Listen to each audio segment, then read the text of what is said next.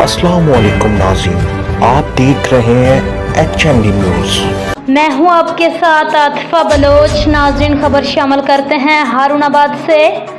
HND news के in charge नुमाइंदगान गुलाम महाजुद्दीन की report के मुताबिक हारूनाबाद के निजी हॉल में मुस्लिम लीग नून ज़िला बहावलनगर ख़वातीन विंग की तंजीम साजी के हवाले से इजलास मुनक़िद हुआ, जिसमें ख़वातीन रहनुमाओं समेत ज़िला भर से मुस्लिम लीग नून की ख़वातीन कारकुन, साबक MNA और MPAs ने शिरकत की। मुस्लिम लीग नून ज़िला बहावलनगर ख़वातीन विंग की तंजीम साजी के हवाले से इजलास मुनक़िद किया गया था।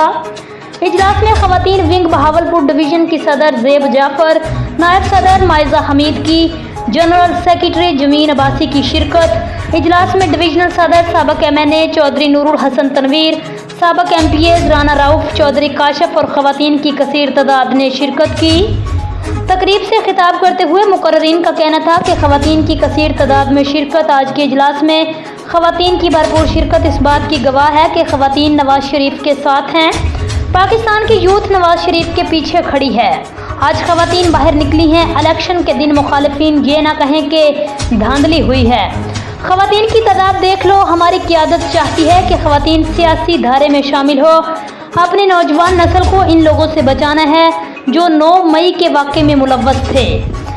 ख़वातीन को सियासी तौर पर मुतहर्रिक करने का मकसद नौजवान नस्ल को फितने से बचाना है।